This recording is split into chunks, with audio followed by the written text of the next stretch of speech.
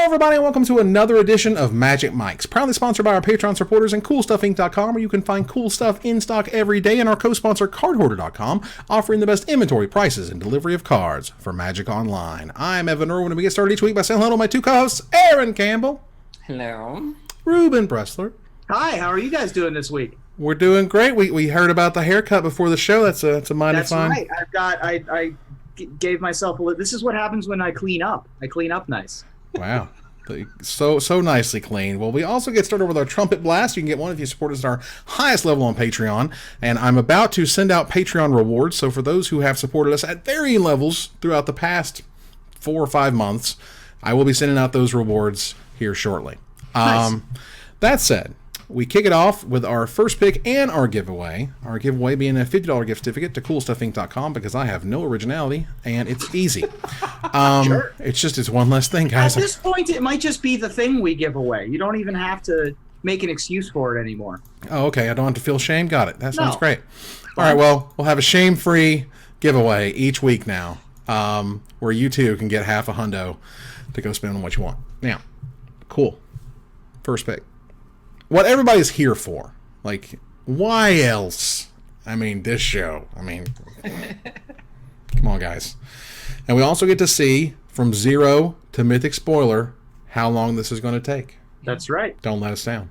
Now, I know that we have Lubufu ready and waiting in the chat to post to the Reddit. Yes. So get ready, okay? Let's make this happen. It's Return to Ravnica. It's Guilds of Ravnica time. We have our own exclusive spoiler.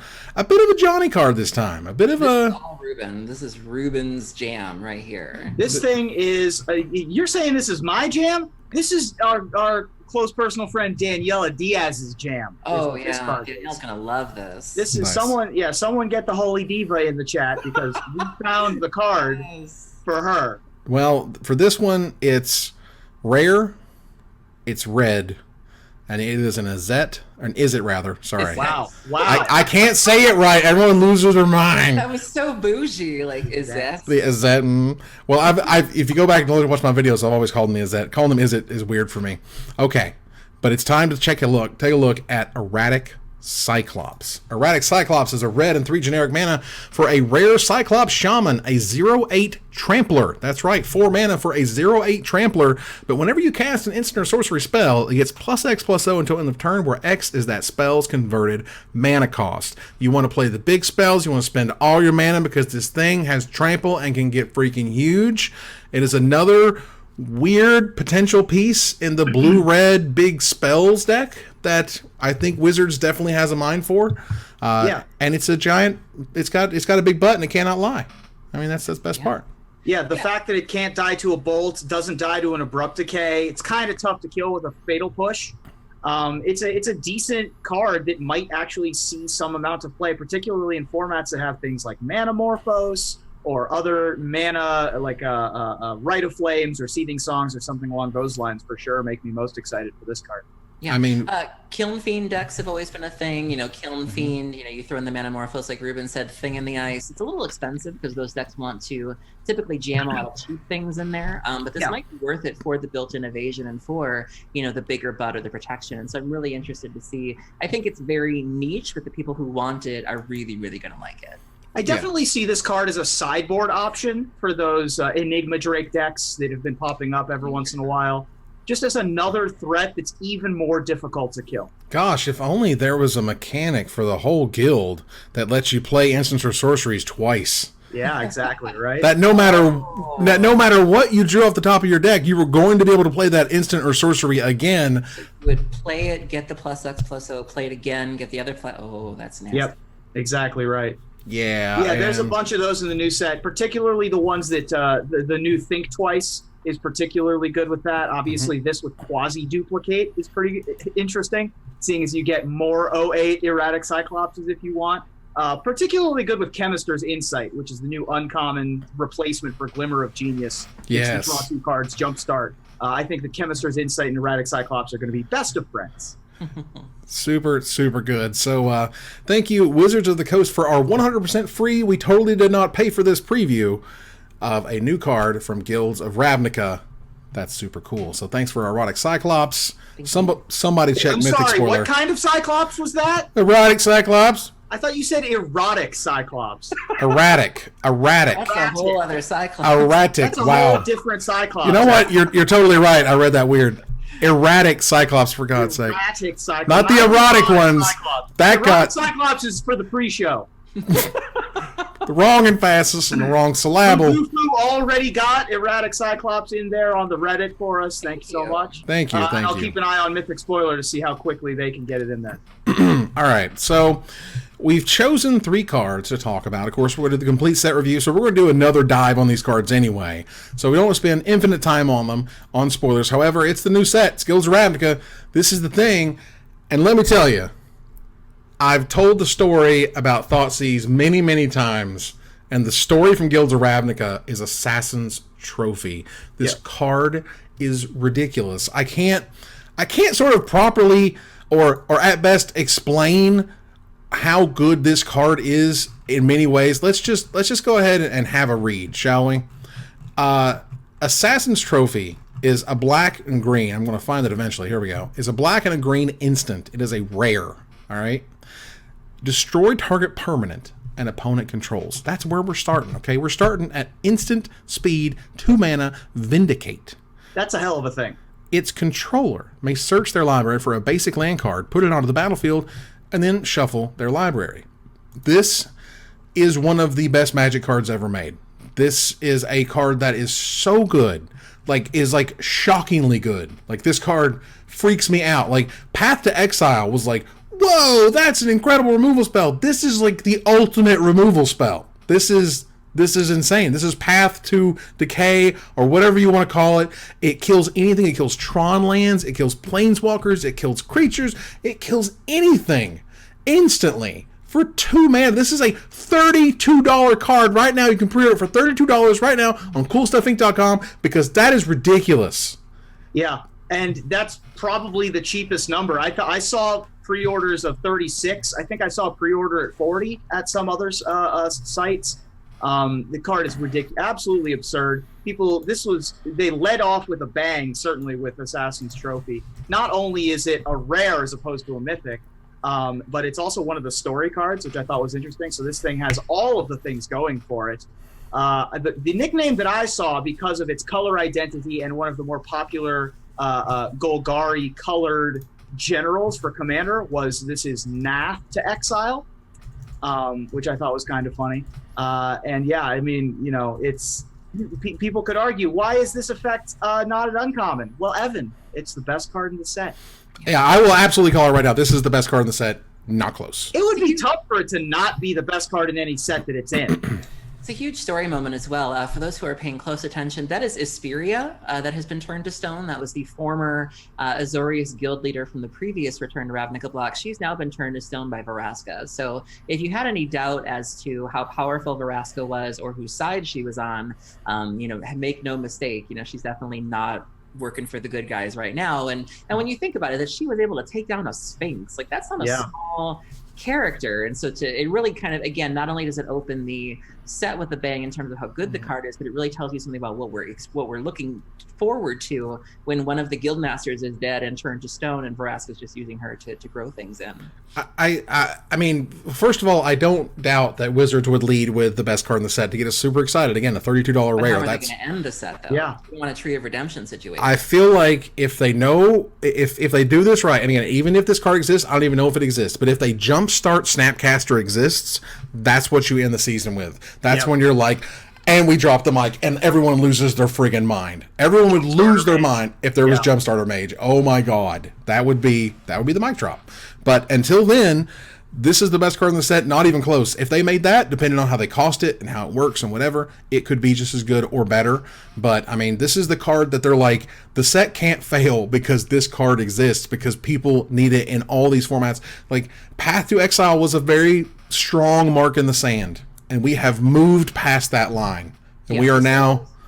Yeah, the circles that I've been running and are really excited about it, like the Storm players and the Dredge players, because it makes a fantastic sideboard card. Sideboard cards tend to fall in very niche categories where, you can deal with either N artifact, you can deal with N enchantment, you can deal with one or the other. And so that really makes you kind of play these sort of diverse sideboards that you can make sure that you cover all of your bases. But this is a card that lets you deal with anything. And so this allows you to, there is some debate about whether or not it's worth trading in the uncounterable for with Abrupt Decay. But this card is seeing a lot of attention, not simply just as a main board card, but as a sideboard card for those cards that really want to be doing broken things and have to spend a lot of card space just trying to fight against the decks that are trying to fight them.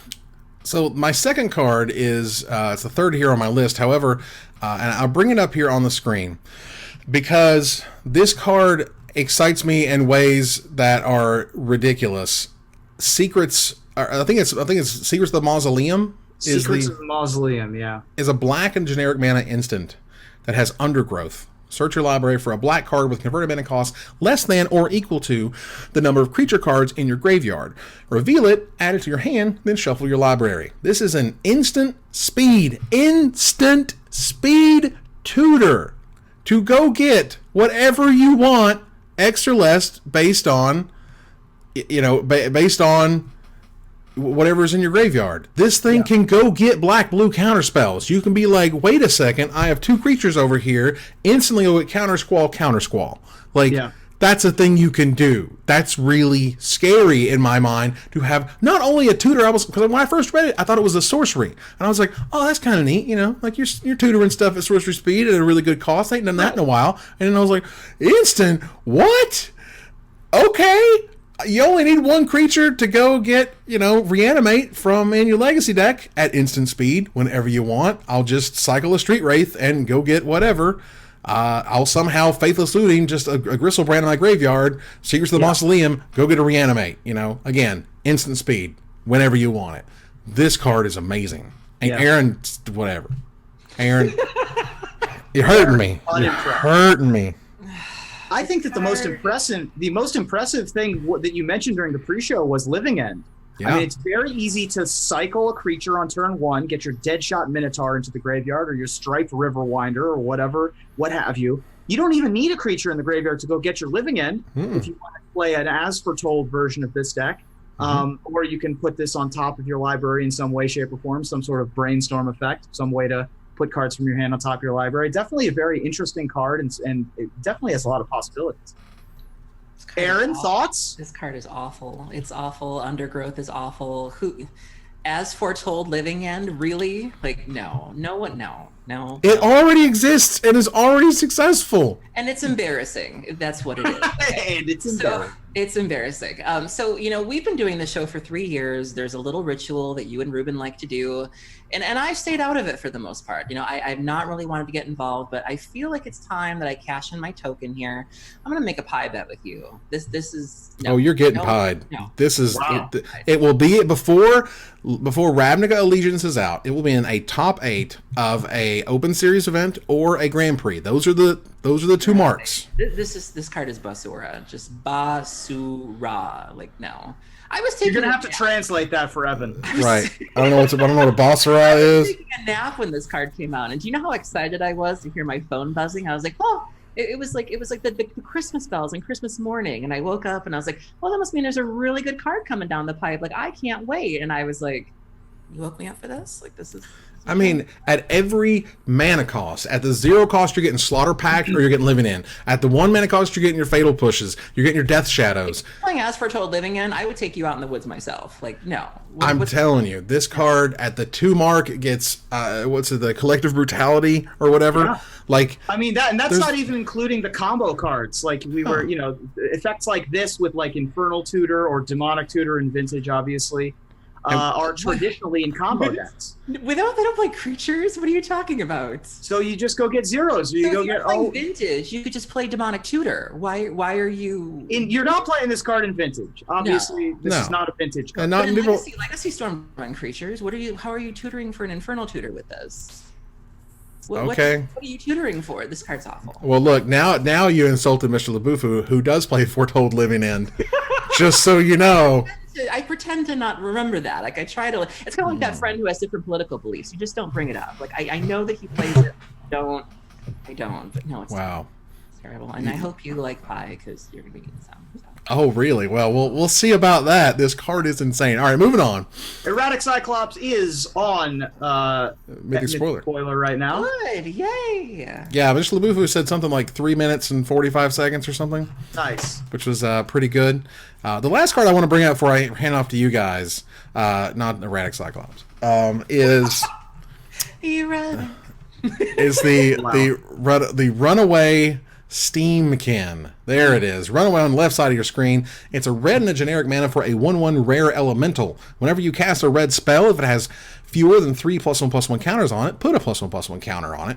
Remove 3 +1/+1 counters to add 3 red to your mana pool. So the idea essentially being that you play this on turn 2, turn 3 you untap, and you play 3 1-drops. So you need to start with a 1-drop wizard, you play this, you play Wizard's Lightning, you play something else for another couple mana, and suddenly this is a 4/4 swinging in on turn 3, and then after you hit for 4, you can play another red spell by using the counters off of it, which also puts a counter on it as long as that spell is red. Note, it says red spell, not instant or sorcery. Red spell, any creature, anything you got. This thing powers itself up over and over, gives you the mana to jumpstart things over and over, which again will power its own ability.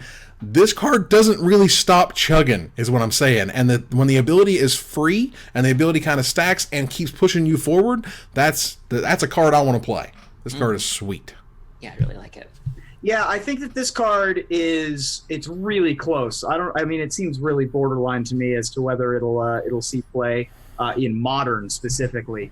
I definitely will see play in Standard. I mean, this is right up there with the power level of your best 2-drops in Red. Right. But in Modern especially, there's certainly Christmas Land scenarios where you play this on 2, and then on turn 3 you play, Goblin Guide, Monastery, Swift Spear, Burn Spell, attack with this for 4, then remove 3 more counters and play a bunch more spells. Right. There's definitely really interesting scenarios with Runaway Steamkin for sure. Yeah, so that card just gets the gears turning and gets me excited about swinging again with the red cards.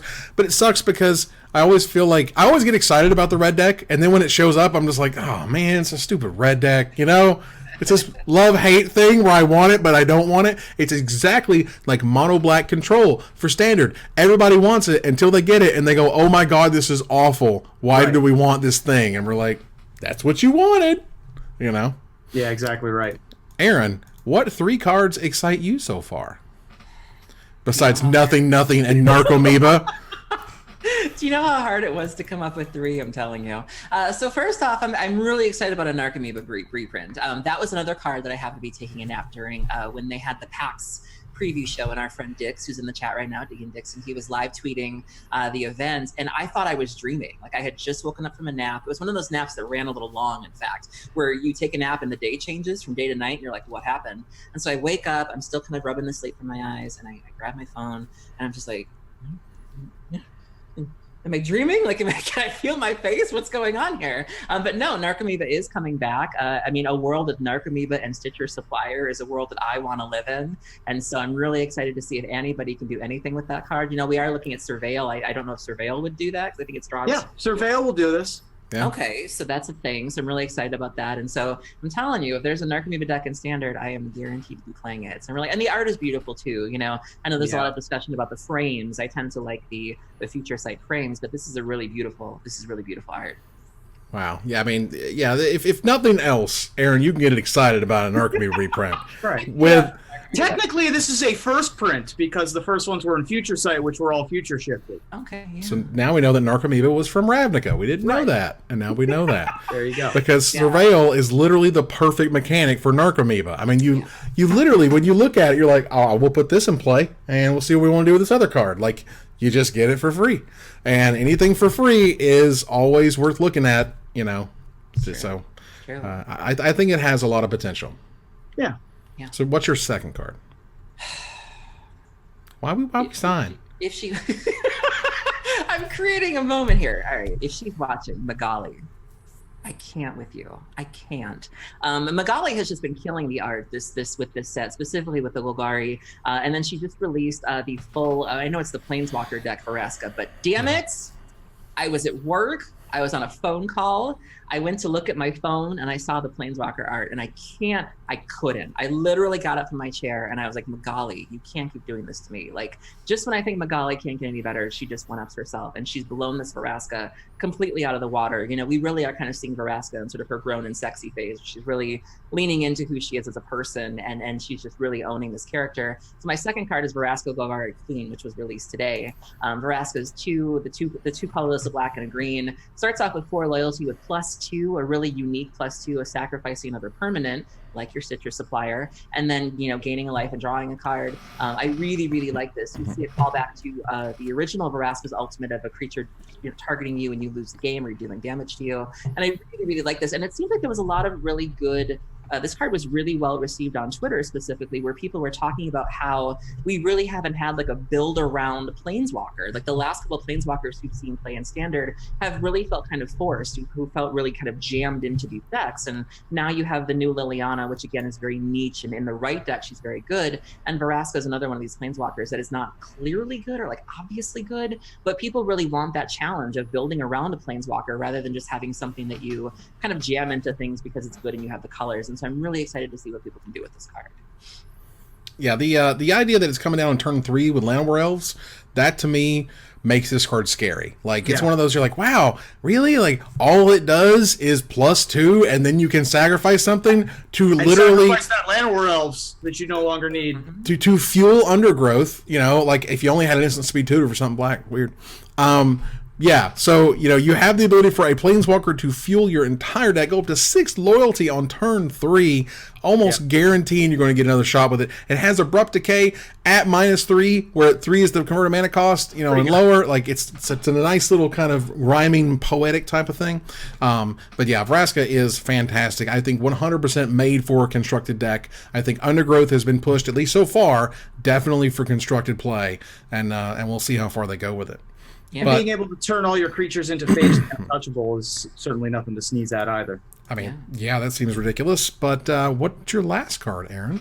So the last one actually I saw this morning, shout out to Titus Lunter. I guess he doesn't normally get a lot of creatures. Like, they give him a lot of non-creature artwork to do. And so he's been kind of branching off into creatures. And he was really, really excited about this one. He tagged me in this morning and he was like, you know, Erin, I'm doing creatures now. Like, what do you think? And I was like, I like it. And so this is a card I can really get behind. There's been a lot of talk of this specifically on the vintage boards as to whether or not this is something we want to be running. Right now, we tend to run Gurmag Angler as our you know, post-sideboard card of choice for if there's a Grafdigger's Cage and play, fine. I'll just start making 1 mana 5/5s. It's fine. But this being a 6/6, you know, for 1 more mana and being able to bring a land back, that's really, really big in a format where your lands are really, really powerful. And so there's some really interesting play here. I'm really excited about this. Sullivan Brophy is sort of like one of the godfathers of vintage dredge. He said he was buying a play set of this just right off the bat, and none of the other cards have excited, you know, the vintage folks so far, Golgari wise. And so when Sullivan, you know, calls out a card like this, that's somebody I definitely listen to. And so I'm really excited to kind of test this out and see what happens. And the art's just so unique too. Like, it's like a fungus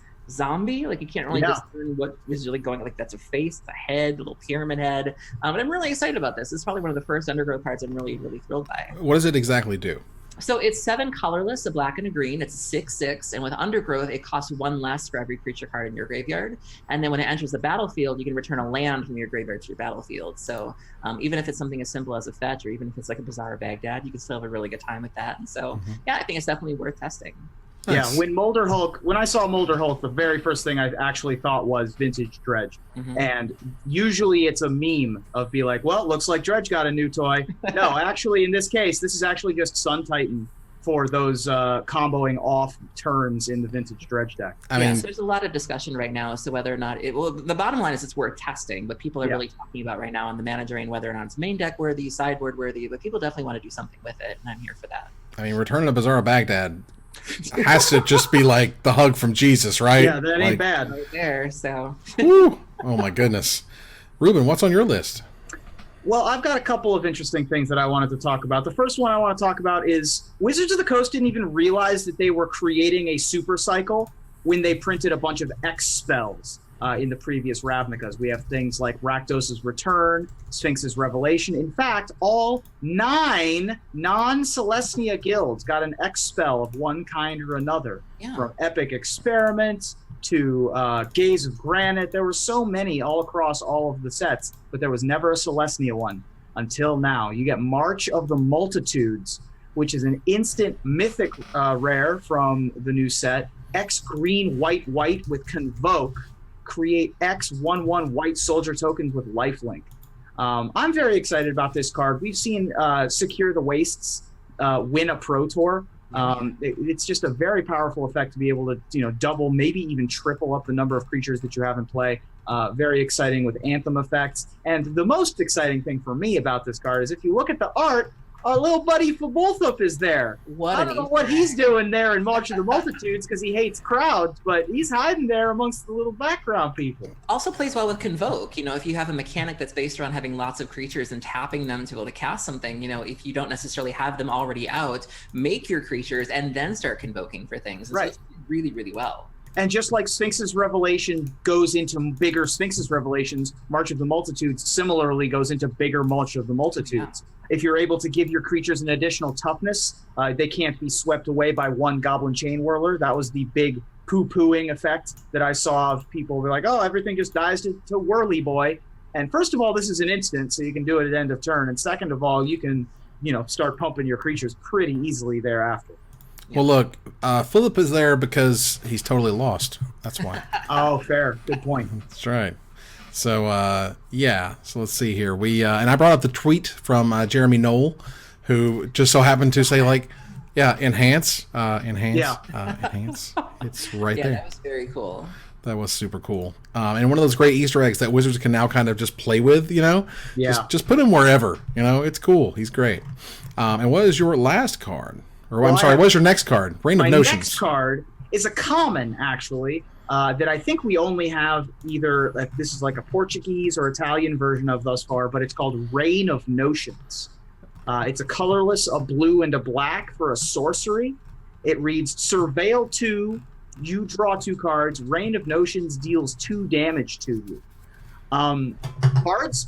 Black cards that draw you cards in exchange for damage have always been popular. Cards like Sign in Blood, and this in particular very much reminds me of Read the Bones, and is better than Read the Bones in any deck that can do anything with graveyard shenanigans whatsoever.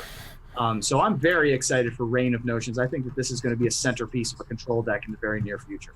Interesting. I literally cannot find it. Where is it? It's in the Dimir section. Yeah. Okay. If you're in the regular, not the homepage or whatever, not the. You're on the homepage, spoilers. not on the updated spoiler. Yeah. Gotcha. And it's down there by Whisper Agent, down with the commons because it's a common, so it's a little innocuous.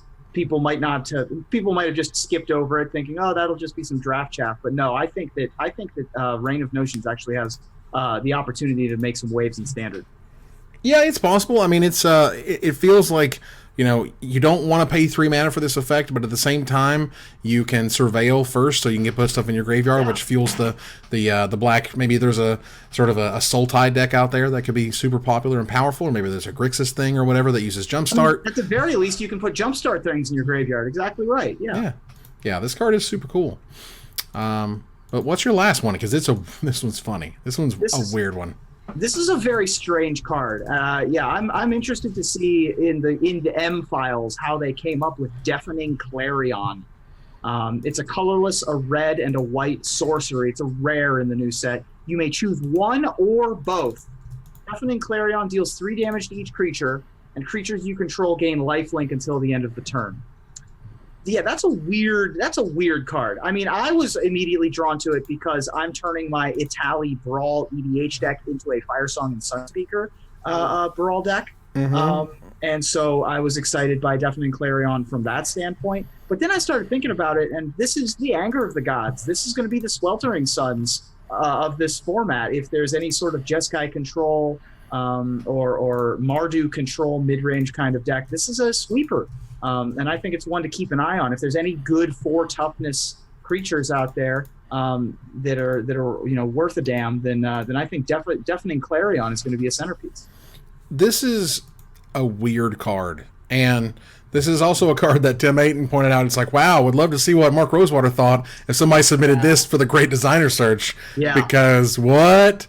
This card doesn't make any real sense. It sure doesn't. And so Andrew Brown, who is Merc Lurker on Twitter, who's part of the play design team, was just like, yo, dog, it's development stuff. And I'm like, yeah, but at the same time, you're like... I believe that it's a development card for sure. Oh, 100%. I totally understand how they got there. It just cracks me up when you see something that's so totally, like... weird that, you know, it's like, well, for development reasons, you know, ... we can do whatever we want to do. Right. So that's a thing. But we got to keep moving here into Gather the Townsfolk. Turns out there is a new card called the Is It Split card, or at least one of them is Invert and Invent. Okay? And Invert rather, has a problem with it. It says it's a blue / it's an Is It mana, so blue or red, for an instant that says switch the power and toughness of each of up to 2 target creatures. First of all, that's confusing. Second of all, it doesn't have until end of turn on it, and that's exactly what they're going to add immediately as 0-day errata, that, oops, we should have made it until end of turn, because switching power and toughnesses forever is weird and confusing and causes memory issues. Not to mention, I think you could have an argument that switching the power and toughnesses amongst 2 creatures could mean your creature gets my power and I get your toughness or whatever. Right. It's very confusing for new players, that's for sure. Yeah, it's a weird card. People lost their minds over this. Like, this was the scandal of the day, and it's just, you know, there, you do have to wonder, you know, how does this happen? We're like, how. So to be clear, was it intended that it was supposed to say that, or did they literally not consider it? Was intended. Okay, it was intended to not be forever. It's not supposed to be a riding the Dailu horse effect where it just stays on it forever.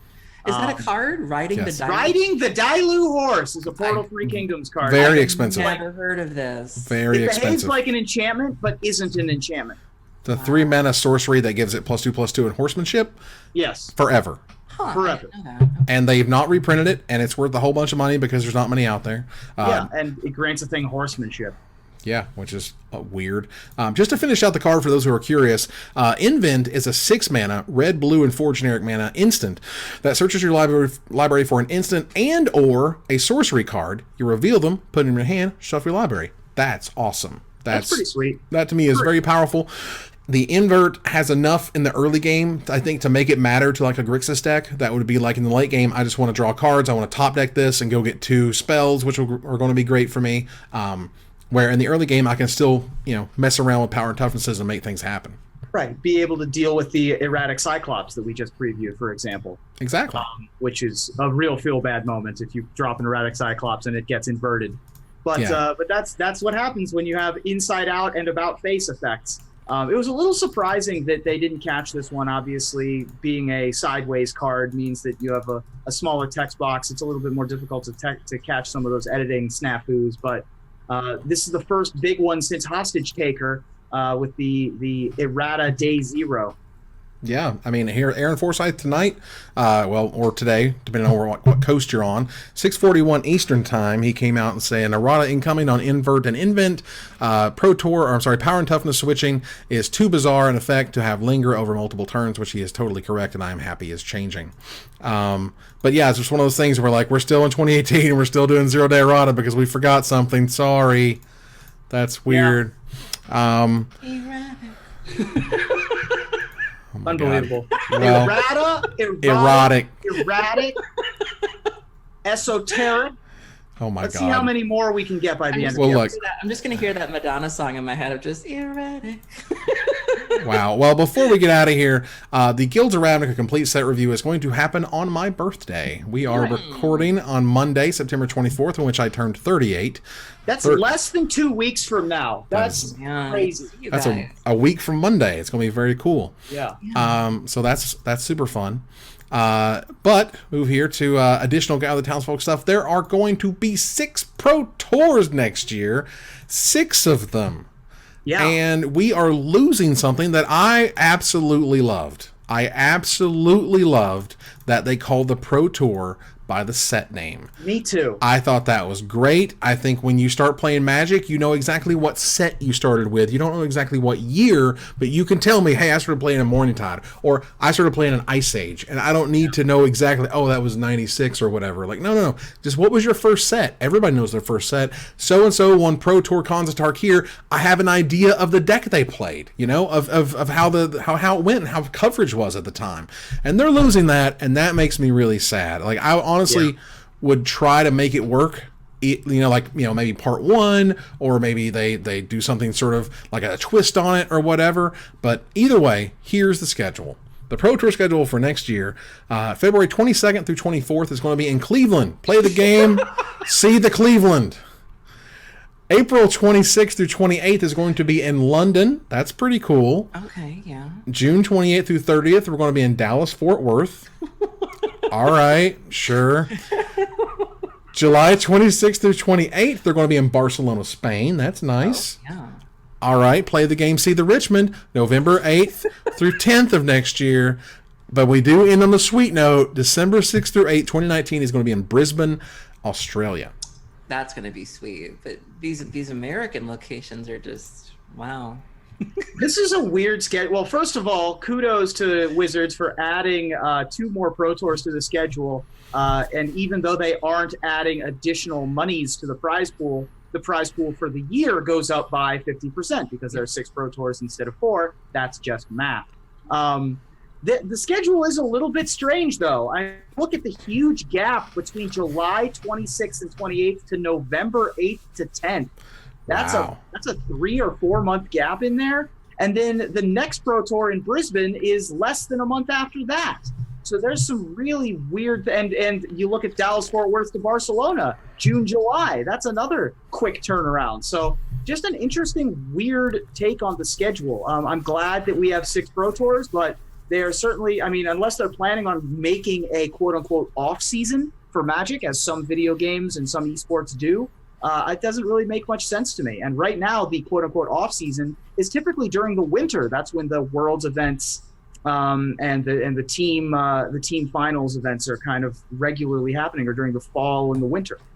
I have to give a shout out to my friend Jessica Steffen, a famous Australian pro lady Magic player who's now on the Vendilion Click podcast. You should totally go listen to them. But she made a comment on Twitter shortly after this was announced. She was like, Australians we want more events. We want more events. And it's like, no, not the one nobody can go to. Like, we were hoping for like GPs or like RPTQs or PPTQs. Right. And so it's very much Wizard giveth and Wizard taketh away. Well, now you can be nervous because after Pro Tour London, the relative size of individual Pro Tours will go from 400 to 500 players to closer to 200 to 300 players. And that's not a team thing, because I know some people were hypothesizing that means that they're doing a team thing, which means less players in the end. But no, they're really kind of downsizing them a little bit. Yeah, the total number of invites over the course of the year will remain the same, just spread out over more events. So this means fewer slots per Pro Tour. It also means fewer players finishing outside the prize pool, and also means revamping our qualification system. God.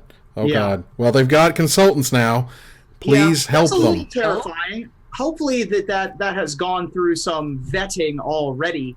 I don't mind a smaller player pool of Pro Tours. I think that's probably better for the upper echelon of player. You go to the Pro Tour, you want to make your money, and now you can finish with a slightly worse record probably and make top 8 or make money somewhere along those lines. So as long as they've done the math, somebody called Frank Karsten, then it makes sense. I'm totally fine with it being a smaller event. That's cool. I feel like a few things need to happen. First of all, they need to, and I've said this so many times now, if I ran Wizards, the first thing I would do is I go buy a building, and that would be where all the Pro Tours happen, and you have a museum in it, and you should do that already. Please. However, what they should be doing, whether they do that or not do that, which they clearly don't want to do that because that makes sense, you could set up a giant display and you put in all the feature matches into Magic Arena, and we watch Magic Arena, and you commentate over Magic Arena, because it's 1,000,000 times better than watching somebody shuffle for their mold of 5, and it takes another 4 minutes for them to shuffle because God knows they have to shuffle 20 times. It takes all of the loading screens out of Magic, And you can essentially, again, you can have the tournament going on elsewhere, but you have, seated, you can have this sort of stadium set up, you can have a giant screen. Just go look at whatever Hearthstone is doing, whatever League of Legends is doing on the super high end. If you want to look at that, that's where you want to go. You want to be loading these things into Magic Arena and have them playing on Magic Arena. It pushes your digital platform. It's so much more fun to watch. It's so much more entertaining with stuff exploding and having explosions and moving characters and 3D models and all this other stuff. Like, take advantage of your technology. I actually expect them to do this at some point. Let's make it sooner than later, okay? Speaking of setting things up, I want to give a shout out to my friend Vorthos Mike Lineman for hosting a really successful 25th anniversary event in Japan. It was a combination of an art show and just sort of a physical timeline of Magic the Gathering. There were lines literally around the block to get into this thing. Yeah. There was huge demand for it. It was gorgeous. Like when you look at the black settings and the painted walls and just everything he was able to acquire from this. He had, the promo Sarah Angels. It was just a huge success, and I really enjoyed seeing all of the pictures that came out of it and just seeing the fan response to it. And so I just want to commend him on, really doing something unique in terms of Magic events. And I hope that, whoever's watching picks him up to do more, because it just made you want to be there, really. Like, even if you're not like an art person, or even if you're not, into the Vorthos side of things, it was just an amazing feat to be able to pull something like that off. Oh, yeah. I mean, Mike Linneman, a CoolStuffInc.com author, by the way, did an amazing job putting that thing together. Again, just echoes of what he did in Vegas, which was incredible. Yeah. And this is one of those things that it's beautiful and awesome because it takes somebody like Mike to champion it. This isn't going to come from Wizards. They're not going to be the one making this happen. Channel Fireball sure as heck don't, care too much. At least doesn't appear so. So let's do this. Let's champion this. Praise Mike. He did a great job, and it looks like a great show. It looks like everything went off fantastic. And I hope that it's not the last time that we see this show. I mean, it was such a booming success in Japan. I would, if anybody from the Getty Museum here in LA is watching, I would definitely like to have it right down the street from where I'm at. But there are so many places that you can do this. And the fact that there were lines around the block for it in Japan, I think that, proof is in the pudding there. So, all right. So from the really good to the really not so good. Sometimes you do dumb stuff, and sometimes Wizard says you're banned for 18 months because you did something really stupid. Matthew Foulkes has been suspended for 18 months. He tweets, "I've been suspended for 18 months. I can't take back or change what I did, so I have to accept it and move on. I was planning on making Stockholm my last tournament regardless, but it looks like I'll just stay at home. Sorry to the people I let down." This is, if you don't know the story, he decided to, run the gambit there when he got his promo Flooded Strand at Nationals, and he was offered an additional one. Oh, you didn't get your promo stuff, and so he lies and got an additional one. And thanks to that, not only does he get public humiliation and shame, he also gets banned for 18 months. 18 is a really big number for this, Yeah. I think. I mean, I think Wizards is definitely setting. I think 18 is too many months. It's also it's really a lot of time, but it's also so fast. Like it just happened. Like, there's been a lot of talk recently about, is anyone listening? Is anyone listening to what the people have to say, specifically with regards to cheaters and with people in the community? And, the Bertoncini thing has been going on for so long, and it feels like nobody's listening. And there was that tweet that they posted of, we are listening and trying to reassure people. But the time in between it happened and the banning was super fast. And it was you obviously have a governing body of some kind, or some sort of means with which to institute this sort of punishment, but yet you don't use it in this other fashion, but yet you will respond quickly to the other thing, and some might argue very drastically. It just happened so fast. I was like, it just happened. I recognize that it's very cut and dry, right? The Bertoncini thing is if, ands, and buts, and maybes, and allusions to other cheating that's not been talked about, and blah, blah, blah. It's also easy to say, you got rid of this guy 18 months because he stole this one Flooded Strand. How much has Alex stolen from other people, and why are you okay with that being the baseline? This is a lot easier to prove. Oh yeah, that's what I'm saying. That this one is easy to snap and say, we're going to throw the book at you a little bit and give you 18 months for this one thing because you should know better, and we're trying to set an example. And then the Alex thing is like, this is complicated, so maybe we're going to have a complicated answer, and I'm hoping for one. And Wizards, we have not forgot. Alex Bertoncini should not be playing Constructed Magic. Playing Magic is not a right. Playing Magic is not a thing you get as a human being. You get to, and then you screw it up, and then you keep screwing it up, and then we say no thank you. That's what we do. Yeah. Now, the good news for Matthew Foulkes is that, he was planning on switching over to a different game soon anyway. He was planning on switching over to Artifact. He wasn't as much a lifer in Magic as many people are. So, while I think that it's a bit harsh, and I think that he's the kind of person that if he came back to Magic, it probably wouldn't happen again, I would hope.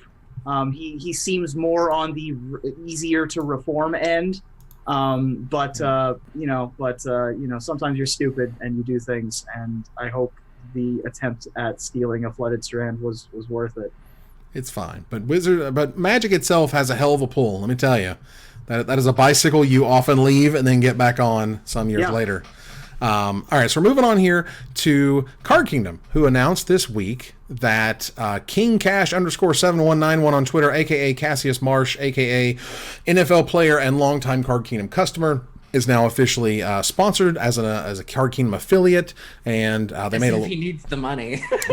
I know, right? Make sure you put in Cassius when you check out, and get his 32 cents. It's mutually beneficial. Sure. Yeah. It's just kind of cute, It's like, oh, Cassius got the same thing that the Commander podcast does, and whatever. It's fine. Either way, I think it's exciting for the company. Congratulations on the get. I think it's really cool. Anything that makes more people see Magic the Gathering as something that's cool is great. Yeah, I definitely think, he attracts a certain audience to the game. I think like a lot of nerdy pursuits, there's still this idea that I've seen certain people say that they don't necessarily confess to playing the game. Or even the other day, there was a popular Twitter account, Leon. I don't know much about that individual, but they had tweeted something about Magic, and even then people were applying nerd or weird jokes or something like that. And so to see somebody who might stereotypically be listed as a jock or something like that, to see him be very into this thing, that sort of awakens it in other people, and that sort of inspires other people. And so I'm all for that, sort of getting that piece of pie. I think it's great. Yeah, anything that, again, these are the baby steps that need to happen in order to get Magic into more of the lexicon of just the culture of gaming, and not necessarily, this niche or whatever that you have to talk about, in whispers or whatever. Right. I mean, recently we were talking about Padma Lakshmi tweeting about Magic the Gathering. Yeah.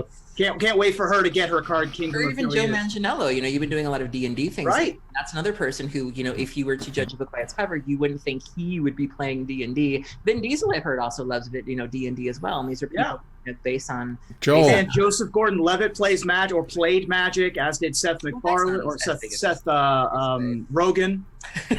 Not Seth MacFarlane. People who sort of break the mold or seem to break the mold, I think is really good for the game. I mean, I'm the marketing manager at Cool Stuff. Joe. I mean, get in line. Joe's calling me for Joe. Call me. Vin. I mean, I'm the one more likely to play D&D with him, so... Exactly, and it's going to be brought to you by CoolStuffInc.com, where you can find cool stuff in stock every day. Okay. The pre-release, as we have them for our sets these days, is happening for Guilds of Ravnica, of course, is going to happen on Wednesday, September 19th. The Guilds of Erratic pre-release is going to happen at 11 a.m. It's going to feature Ristic Studies, a.k.a. our buddy Sam, Sickly MTG, Price of Progress, How Can San, plus members of LRR. So that's going to be super fun. Let's see here. This being the Card Kingdom content manager, Hallie Santo. Nate Price is Price of Progress from Wizards of the Coast. And, of course, Sam from Ristic Studies and whatnot. And we have Graham, Kathleen, Cameron, and Adam. Yay. Hey, nice. Adam. Yeah, I mean... One of Erin's former podcast co-hosts, Hallie, is going to be one of the guests, which is very exciting. I believe. Am I accurate, by the way? Yeah, Hallie and I, we've known each other for years. I met Hallie through Lady Planeswalkers, and then she was one of my co-hosts on the Girlfriend Bracket. And since the show, she has moved into more of a behind-the-scenes role. She's done social media for Card Kingdom, and then she was their content manager. I think she still might be doing that now. Yeah, and then she does a stream with a guy named Jordan, who I think runs the social media now. And they do a Card Kingdom Plays every week where they stream. And so, yeah, she's been dipping her toe back into the public eye again. And, I've always been a big believer in Hallie and a big supporter of Hallie, and I'm glad to see her getting back in the spotlight. I mean, a Wednesday pre-release, that means that we're going to have the whole set by a week from today. Yeah, that was a weird choice. That's an odd, and even just trying to get people's, their schedules to try to get time out of the middle of the week is often really difficult. And one of the things that I relied on when I went to the pre-release was, man, it's so nice. This is over a weekend. I can fly home on Sunday, be ready back to work on Monday. So it being on a Wednesday certainly explains why they didn't invite drag queen Erin Campbell to this one. She got a real job. She got them 9 to 5s. But I honestly couldn't believe it. We haven't had this conversation. I was flabbergasted. I was knocked back that the Golgari set didn't have an Erin Campbell appearance. That's very, very sweet of you. Yeah, I definitely had the time off, and but at the same time, I've had so many great things happen to me. We've been given preview cards for just about every set. Actually, 4 years ago today, I was at the Community Cup. Facebook reminded me that it was this weekend 4 years ago, and so would it have been nice to have gone? Sure, but I also can't necessarily complain because I've had. Yeah. It's nice to be nominated. All right. Jeez. All right. We'll move here. We'll get the tea later. We're moving. We got lots of stuff to cover. Moving here to Stormwatch. Oh no. The SCG Philly event, which I did not properly load in there, so I couldn't call to it. The SCG Philly event has been canceled due to flood damage, and we're still looking at a hurricane to hit us. And there's flood damage in Philly that canceled. Coming soon. Yeah, October 13th through 14th. I'm glad at least this year, or at least on this storm, I'm not in the middle of it.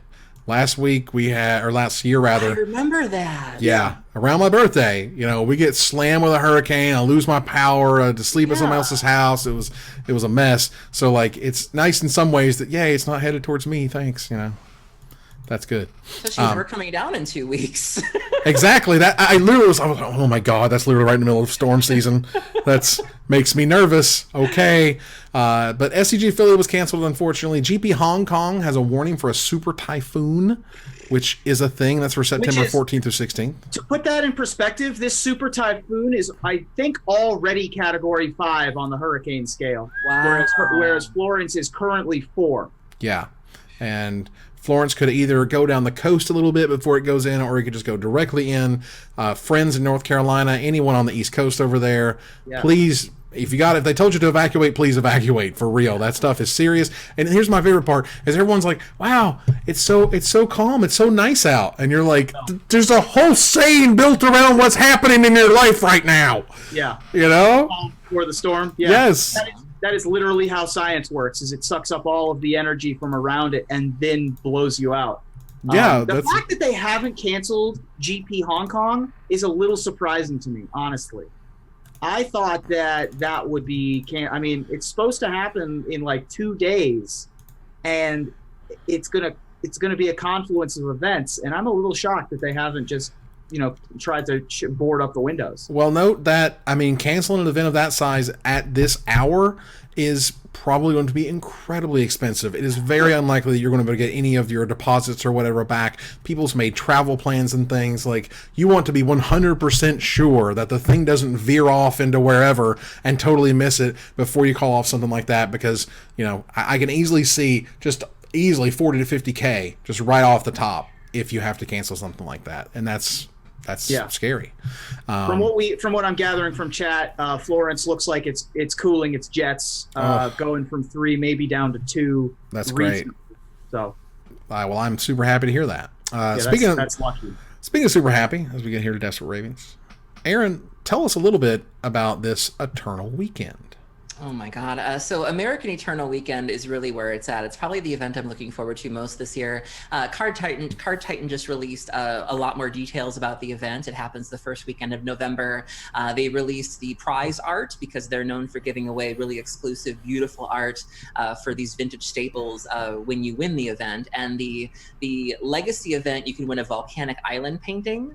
And then for vintage, you can win a time walk painting as well. Playmats, the vintage playmat is going to be Chaos Orb, a Chaos Orb playmat. Get out of here. Wow. Legacy playmat's going to be Blood Moon. So for all you Blood Moon fans out there, I know there's so many of you. But they also released a lot of the formats they're going to be hosting. They're going to have old school Magic, 93, 94. No modern ban lists. They're going to have Two-Headed Giant. They're going to have Team Trios of Legacy, Vintage, Old School. How broken is that? They're going to have something for everybody. They're going to have a lot of the old school limited events. I think last year they did I think it was like beta or something. Like you could draft these really, really old sets. And so there really is something for everybody at Eternal Weekend. There's Commander, I mean, just a really great event. Card Titan is probably one of the better TOs I've ever seen. Like the VIP at Card Titan is worth every single penny. Like, and you can't really say that about most GPs. They put on a hell of a show. Yeah. They a really great batch of judges. It's in Pittsburgh this year. I've already booked my hotel. I'm just so excited for it, and I hope I get to see some people there because it's a really, really good time. Nice. I've done some events with Card Titan in the past. I commentated at WMCQ for them in the past, and they are just great folks to work with. Every event they run is easy and clean, and you know, you never have any issues. So Yeah. Well, I'm definitely happy. it's time for a hot take, ladies and gentlemen, from our own Jeff Cunningham. If you don't know who Jeff is, he's one of the best authors of Magic ever. Yes. Look up what was it called again? The title of the series? The article series was Tales from the Magic the Gathering $1 Million Pro Tour, I believe. Untold Tales, I think. Untold Tales. That's right. Yeah, and Untold Legends. Sorry. Of Untold the- Legends of the $1 Million Magic the Gathering Pro Tour. Which, Google that. Justice will get Untold Legends from the $1.5 million now that we have 6 Pro Tours. I would love that, please. And Jeff, if you need, for me to pay for your work, call me. All right. Better known to article readers as Fedge, FFEJ.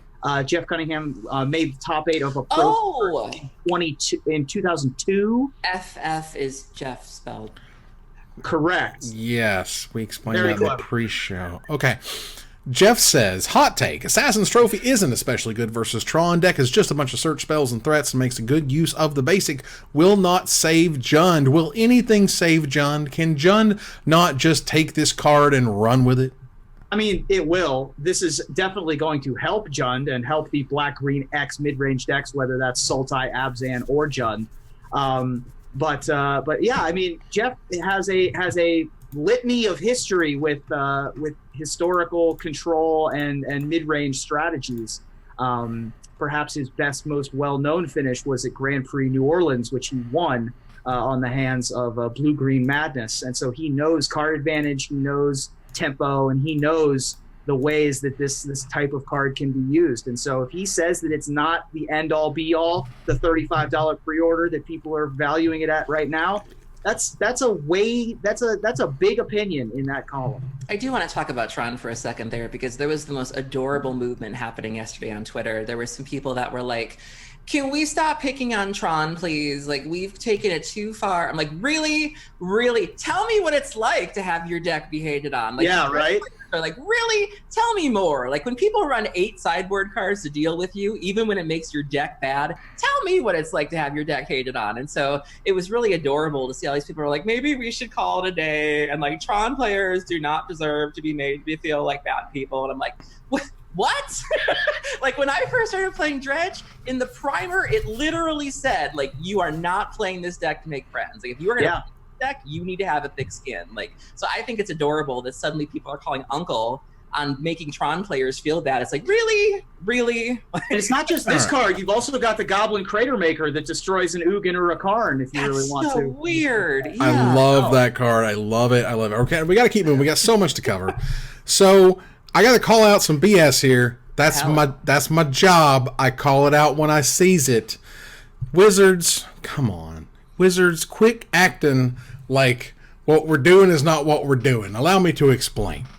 There was some Tumblr posts saying, "Hey, Mark, are you paying attention to all the negativity about the Masterpiece sets?" Let me interrupt real quick. Don't go to Mark Rosewater, creative director, with your business complaints. I understand that he's the one that answers, but I got to give him context where all this is coming from. I'm not talking to Mark. I know better than that. Right. Like, I'm telling you how this is all coming about, I'm not saying you. I'm saying that people are going to Blogatog and are like, "Hey, Mark, this Q4 business report is really up my It's craw." almost like people coming in a Twitch chat and talking about Alex. Hey. Well, look, someone said, "Are you just going to ignore the massive negative feedback?" And they're like, "No, we're listening." And he said, look, the real test about any new thing we're trying is seeing how people respond to it. Do they buy it or do they not? Hold on a second, bruh. No. But he clarifies. He goes on to say, he said, look, I would like to clarify a little bit more. He kind of explains a little bit more where he's talking about Magic as collectibles, and they're doing limited collectibles. And the Mythic Edition is totally an experiment, and they've never done it before, and they don't know if there's an audience for that or whatever. And it's weird that, and here's the line, and this is rich, y'all. This is like chocolate cheesecake rich. We're selling it at one time from one seller in a place we're familiar with, where we take all the inventory risk. I'm calling BS on that right now so hard you can't stand it. Absolutely not. This is, if you make 10,000 boxes, you make $2.5 million. This is not asking the distributors if they wanted to do this. This is just like happening. Hey, get over, deal with it. This is not asking if you want the whole world to get it. Just you get it. And here's the problem. Here's your bigger problem. Even if they were to, quote unquote, fix this by selling this into WPN stores only, by selling this into distribution, Hasbro has already made their millions of dollars. They're not going to expect less millions next time just because people were a little pissed off about it. Like, no. Did you sell 10,000 boxes through the toy shop? Did we make $2.5 million by spending only a small percentage of that $2.5 million? They're not going to be able to make that up. So if they were to sell this into distribution, they sell it at a percentage of MSRP off. It's anywhere between usually 40 to 50% off MSRP. The distributors sell it anywhere from 50 to 60%, or to 50 to 30 or whatever percent off. They get their cut in the middle of it as they pass it on to the stores. Okay? If Wizards is now getting this smaller cut by doing this differently next time, they're not going to make as much money. If they don't make as much money, Hasbro is going to be real pissed off, because those expectations never lower. Those expectations don't go down. That is the problem. That is literally the issue, A to Z. If this works, you guys make millions of dollars. And if this works and we're pissed off about it, you still need to make the millions, so you still have to figure out how to do that. Yeah, exactly. That's the raised expectations too quickly, too fast is the problem that we ran into with the Master sets, where they tried to rake in as much money as humanly possible as well. And then they started printing too many Master sets, and they started making too many Star Wars movies, and they started making too much of everything, and it just was overload. And hopefully we're wrong. Hopefully we are, crying wolf. And maybe they won't sell, but I think they absolutely are going to. And something Pharmacist Judge notes in the chat, and I appreciate it, was that he mentioned at one point they made SDCC promos that were just too expensive and didn't sell. If you're going to talk about the chat, our friend MTG Pack Foils, whose birthday it is today, I'm sorry, I almost spit out my food. He said these aren't masterpieces. They are from the Vault North America, and just in time for everyone's favorite Olympic sport, curling. I mean, Come on. Wow. Come on. Savage. If the forecast didn't already call for shade.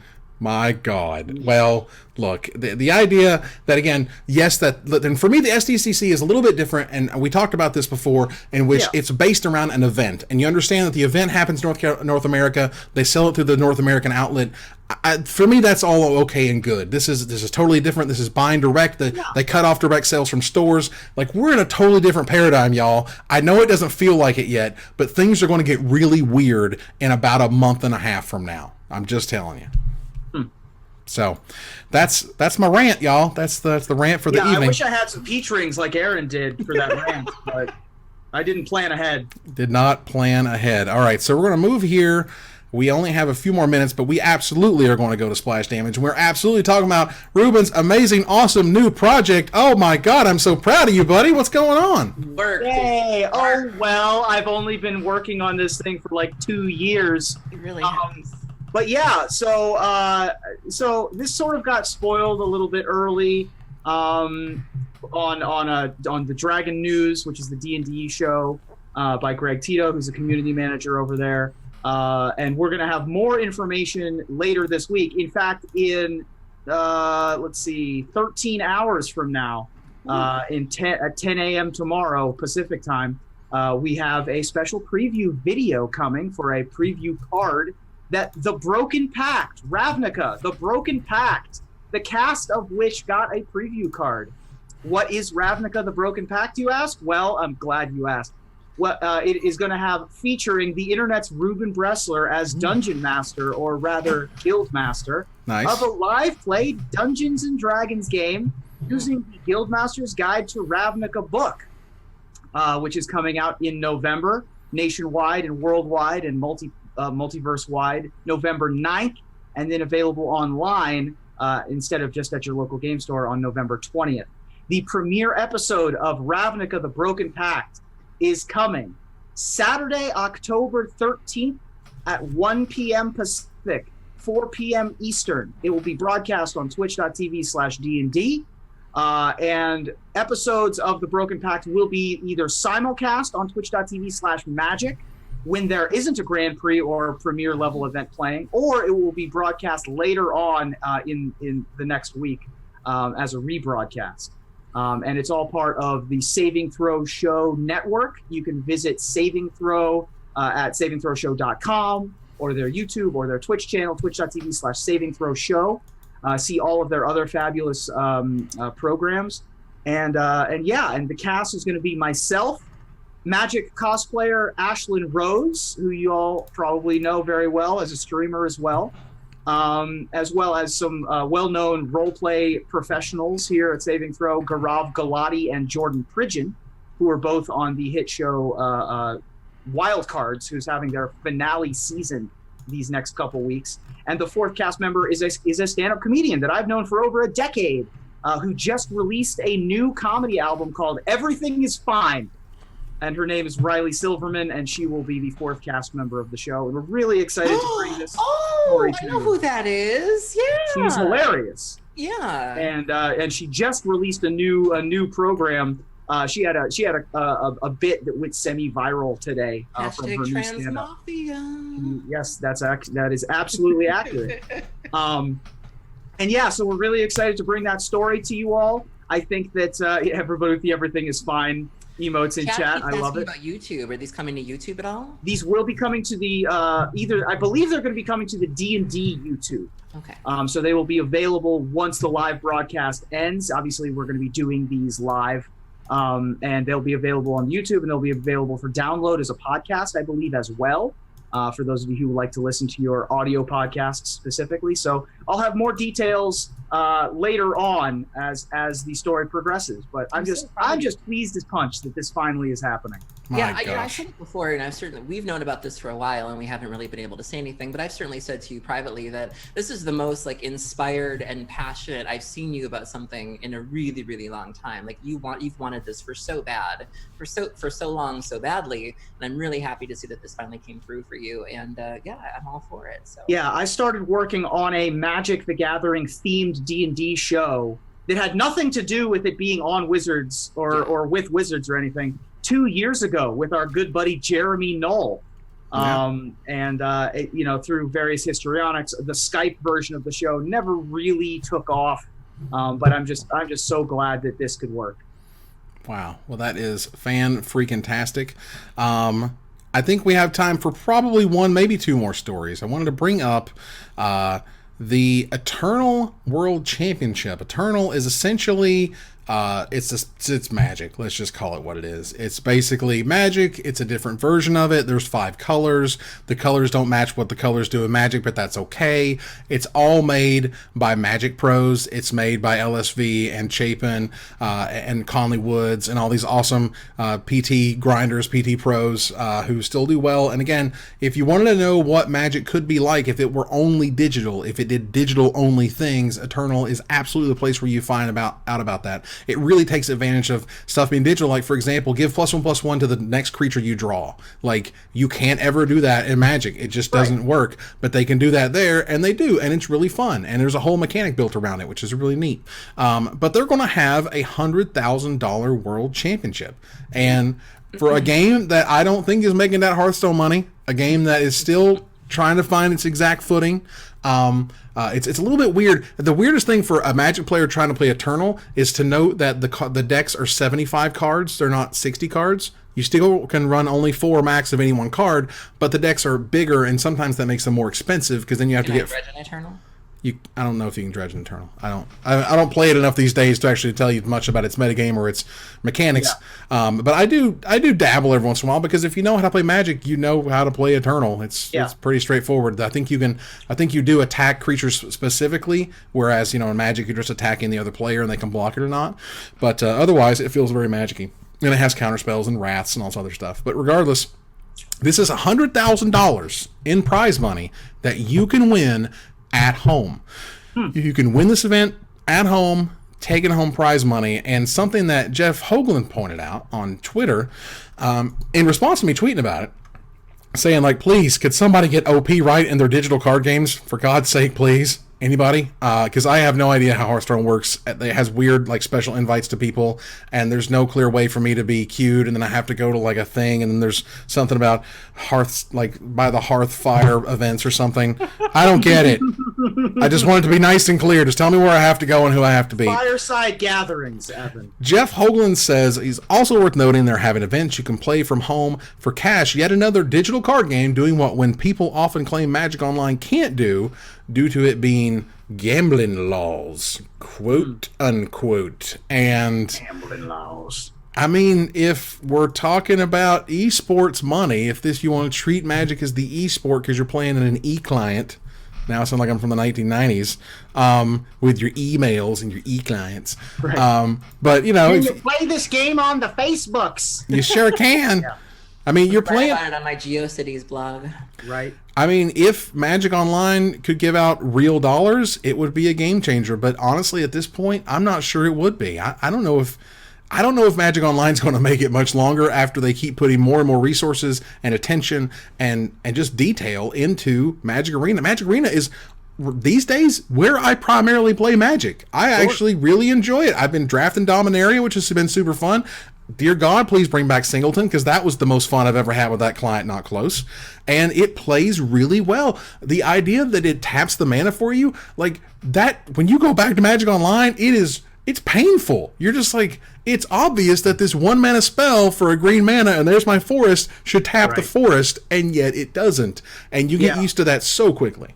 Magic Online, speaking of clients from the early 90s that are still available, you can be sure that Mark Rosewater will be hearing from me on Live Journal-a-Tog, if anything if there's any justice in the world. I don't know. I'm a little leery about the arena hype because Modern is huge right now. Modern is bigger than Standard right now. That is a fact. You cannot dispute that. And so it's cute that you can play Standard. It's cute that you can play some mutant form of Commander that's not really Commander, but we're not going to call it that. It's cute that you can draft against a computer. Like, that's all fine. But, like, that ain't filling seats, girl. Like, Modern is the one selling events, filling seats, selling cards. We talk about how expensive Modern is now. I think Arena is sorely lacking without Modern, quite honestly. And, you know, there is still an audience for those older formats. You know, we do talk about whether or not Legacy or Vintage is enough, but, you know, Modern not being on Arena is still a downside for me. It is. Many other people. If they haven't recognized by now that they need to have another team not only putting all the future sets in,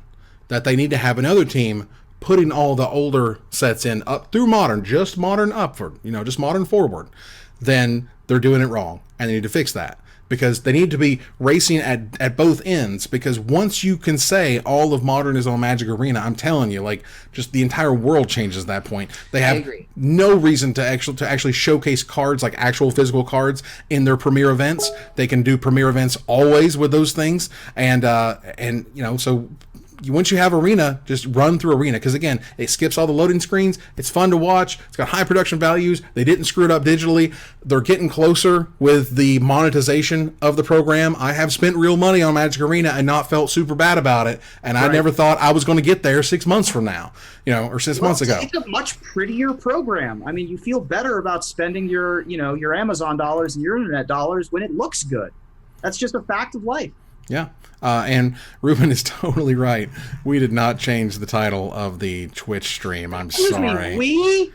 Who is this we? It's the collective we, all right? It's the editorial, the royal we. I mean, it's definitely the royalest of we's, if you will. And you know what? I'm doing it. I'm changing it right now, you know, just to make a point. Okay? Fine. Reuben, tell us about our last splash damage while we have a few minutes here. So I'm really interested in this last topic. There was an article in The Guardian entitled, The YouTube Stars Heading for Burnout, The Most Fun Job Imaginable Can Be Deeply Bleak. And the subtitle of Why Are So Many YouTubers Finding Themselves Stressed, Lonely, and Exhausted? And we had a really good discussion in the pre-show about YouTube burnout, and specifically with both Evan and Erin having made so much content over the years, and you both having your own personal stories about your own personal content burnout. And me being wet behind the ears with green horns and all this, thinking, oh, I'm just going to make this new show and then I'm going to launch my own personal Patreon and make all this other content. And I know it's difficult to make a show. Don't get me wrong. I know how hard it is to be like, oh, this is a cool idea. What's it going to take to make an episode? And then 9 months later, you have 30 seconds of content. I'm fully aware, but I thought that it would be pretty, helpful for specifically Evan. This video, some of you are watching on the Mr. Orange YouTube. Hello, YouTube viewers. Thank you for joining us. And I wanted you to talk a little bit about that. Yeah, it's one of those things that if you've been watching me for a very long time and you're still here, thank you. I appreciate that.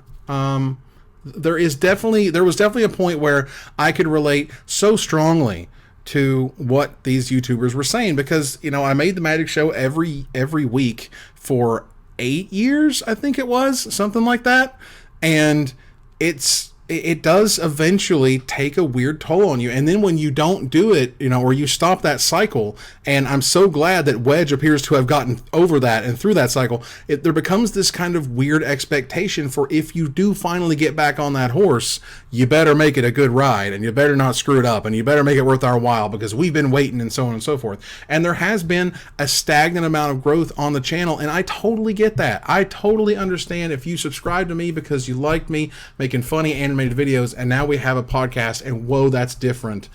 Okay, but I don't know how to properly quantify it, that I couldn't do it anymore, and that I enjoy doing it. I wish I had reached out, and looking back and looking to see what happens, or what is happening with Wedge and what's happened with the professor. They reached out. They're going through similar issues. Yeah, and they reached out and got help, and so they've gotten this far, and then they're hitting the weird wall, and they're experiencing like, why is it so hard? I don't know why it's exactly so hard. I am grateful for the success that we've had with Magic Mics. I feel like I've blinked and it's been 3 years, and we've had such a great time. I feel like we create entertaining stuff, and that we show people the news in a good way. And I like making good stuff. I want to make good content, and I like making things that people praise, and that's awesome. And honestly, seeing these cycles over and over, and seeing my own, the way I changed, the way that other people have just stopped making things, the way YouTube sort of makes you get this grind and hit that grind, and if you don't hit that grind, they're not going to reward you anymore, and your money's going to go down, and now your livelihood's banked on it, and now you can't be sad and stop making stuff, because then your livelihood really gets hurting, and then you're in big trouble. And it's a weird cycle, and it's a thing that, again, I'm glad I pivoted into this. And as I mentioned in the pre-show, I part of this was I wanted you guys involved to keep me involved. So I couldn't just be like, I'm kind of tired of this. Accountable, this weekly news thing. It's fine, whatever. I won't do it this week. It's like, no, we need to be here and show up for each other, because it's important. And now we have sponsors, and now we have patrons, and now we have responsibilities that we created out of this. And that's a burden that we all share. And I appreciate that we do share that burden. And I'm thankful for everybody who tunes in. Yeah. For me, I really related to the article just in terms of being visible. Like when I was first starting out, I wanted everybody to know who I was. Like I wanted the likes, I wanted the retweets. I wanted, my name and my show's name to be sort of shouted far and wide. And eventually it got to the point where the rocket just flew too high, where it's like, the rocket kept going up, and I just assumed eventually it was going to stop. That either people would stop tuning in, or people would realize I really didn't have anything that interesting to say. And the rocket just kept going up, where it was like, okay, so there was the deck tease, and there was the girlfriend bracket, and then it was like community super league, vintage super league. I just got too close to the sun, I guess you could say. And it got to the point where I didn't want everybody knowing, and I didn't want my reach to be as big as it was. And it got kind of scary after a while. And so, I locked my Twitter account back in December for very different reasons. And I've kept it locked because I see some of these girls now, they get 60 retweets, and I'm like, that's a lot of people. Like, that's a lot of people. Like, I see just replying to your mentions, and the way that social media has just become so centralized now, where like everybody's in your business and everybody wants a piece of you. And like, it was cute for a little while, and now it's like, I'm really okay not going to very many events, and I'm really okay not having everything I say be retweetable. And so I'm really happy with my kind of locked account in my little bubble, and I'm happy that some of these girls are kind of getting out there and collecting the followers and collecting the retweets. And when I think about Emma's hitting 9,000 followers now, that scares the crap out of me. I'm like, I don't want 9,000 people looking at me. Like that's just, and it's just so funny. And maybe it's just me getting older, and maybe it is whatever. But it's like I don't want all that attention. Like I had my fun, and it's cute, and I'm grateful for people who do come up to me and things like that. But I just don't crave it as much as I used to, and I'm really kind of okay with the little following I have, and I'm just grateful for that. And it's just kind of scary now that I think about it. It's like, how did I used to do that? Like I look at some of the numbers I used to get, and it's like, that's really scary. Yeah. Wow. Yeah, and for you two in particular, it can be, especially because the Mr. Orange YouTube channel had such a following. You were the first, you were the biggest for a long time. And so, despite the success that Magic Mike's has, you're always going to be comparing this to that. I go up to my favorite content creators at cons all the time, and the most important thing that you can say to somebody who makes content is, you are being listened to. Yeah. Look someone in the eye and say, your content is being watched and your message is being received on some end, because it really touches me when people specifically bring up a thing I said in a show, or I bring up something very like this video you made 6 years ago, random YouTube person, really inspired me to do X, and now I'm doing Y, and that's always really nice. So burnout is real. Burnout's real in lots of different things, and boy, YouTube is not making things easy for content creators. But yeah, it's I just wanted to I wanted to hear specifically your guys' input. Well, and I've been reading some of this as well. Thank you guys very much. I appreciate it. I'm touched, honestly. But yeah, it's great. Let's go ahead here to the finisher, where the first thing we do is we do our giveaways, and then we'll do our thank yous. The winner of a $50 gift certificate this week is Zinray. All I have is Zinray. I don't know what that means, but that's in Redmond, Oregon. Congratulations, Zinray in Redmond, Oregon. And Erin has your details. We'll be sending you that code. Yeah, and I just want to remind the top 10 people, if you are a top 10 winner, definitely get in touch with us. I think there's at least 2 weeks of top 10 winners I haven't heard from, and we want to give you things. We want to give you gift certificates. So hit us up on Facebook, hit me up on Reddit, try to hit me up on Twitter. I make no promises, but we got this cash burning a hole in our pocket. Yeah, we do have a couple of winners we just haven't heard from. So keep your ears peeled, because we might have called you and we want to give you things. And it's different with the live show because we do have the Gleam that sort of does it for us. But with the YouTube, we really need you guys to reach out to us and say, hey, I've won something, and we'd be happy to give it to you. Yeah, if you don't get here back, hit me up on Twitter or something. Like, I want to get you your stuff. I promise you. This isn't about hanging on to it as long as we can. We just need to find you so we can give it to you. It's fine. Yeah. All right. So thank you very much, Mr. Lubufu, for providing 25 bits. Mockroth showed up with a bit. J-Dubs 2008 showed up for 26 bits. Thank you very much. JBA734 subscribed for tier 1. Thank you very much. Which is appreciated. H2O Happy Dude showed up with 500 bits. Thanks a lot. Winbag 865 used 100 bits. Morkroth, he used 27 bits. J-Dubs 2008 threw in 5 more. Morkroth threw in 4 more. J-Dubs 2008 threw in 2 more. You know how this is going. Morkroth went for 69 bits. Nice. Giggity. We have a full top 10 of bits here. We got all the bits. Thunder Voice 1 resubscribed for 5 months. Thank you guys so very much. Appreciate it. Martin Casa. Yes, showed up for 100 bits. Thank you so much. Orcish Veteran 54 bits. Next Nocturnum showed up for 175 bits. Thunder Voice 1 threw in 100. Jersey Brickblader threw in 5. Windbag 865 threw in 100. And Morkraw threw in 75. Oh my goodness. So many bits thrown our way.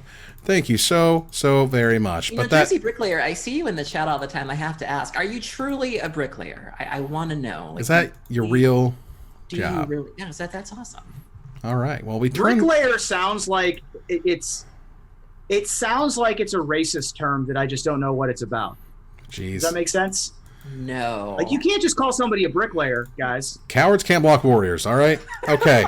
Look, earlier this week, a Magic social media joke account called Magic the Hatering made a meme that went viral in Magic circles, showing that an alpha mock sapphire is worth about 10 times as much as a synthetic sapphire of equal weight. Now, the bluish crystalline form of aluminum oxide used in jewelry, watchmaking, and hippy-dippy healing ceremonies are fascinating and all, but it's got me thinking, what other Magic comparisons get your gears turning, Erin? As the resident real estate aficionado, I've always wondered exactly which is more bizarre. Bazaars of Baghdad or Bazaar of Baghdad's, and how bizarre they are.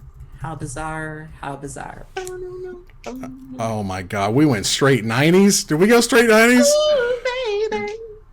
Ooh, baby. Wow. Every time I look up, every time I look around, every time I look up. Okay. Oh my God, 1996. You realize there are people in the chat who weren't Karaoke born when time. that song came out. You Oh. think about that. Oh Think my about God. that. Reuben, what is your finisher, sir?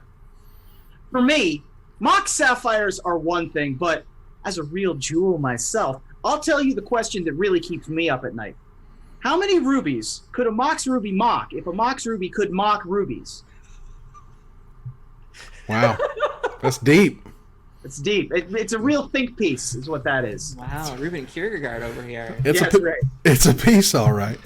Well, for me, I've always been curious which is more expensive, $10,000 of feathers, $10,000 of bricks, or $10,000 of black lotuses. The answer, $10,000 of feathers, because thanks to the reserve list, 10,000 of lotuses is only like a fourth of a magic card, and 10,000 of feathers is equally likely to blow away in the wind. Wow. That's what happens. But that ends another live episode of Magic Mike's. Thanks for joining us here live to discuss all things magic. Thank you, Erin. Thank you for having me, and thank you to all the awesome people in chat tonight. A lot of love out there. Lots of love. Thanks much. Thank you, Reuben. Thank you. Thanks for everybody for joining us for this week's episode. Yeah, it was fun. All right, move here to our final slide. I want to thank our sponsor, CoolStuffInc.com, our co-sponsor, CardHoarder.com, my co-hosts, Erin Campbell and Reuben Bresler. You guys for watching or listening, and hope you support us at Patreon.com/MagicMikes. Please follow, like, tweet, favorite, share, subscribe, do everything social that tells people we exist. Catch us online and on our Discord, Twitch.tv at Magic Mikes, on Twitter at Magic Mikes Cast, our Magic Mikes subreddit, and like the Magic Mikes page on Facebook. Talk to us privately at MagicMikesPodcast@gmail.com. Follow the audio-only podcast at MagicMikesPodcast.libsyn.com, or find us on iTunes, or join us here next week, same time, same place, for another episode of Magic Mikes. Good night, everybody.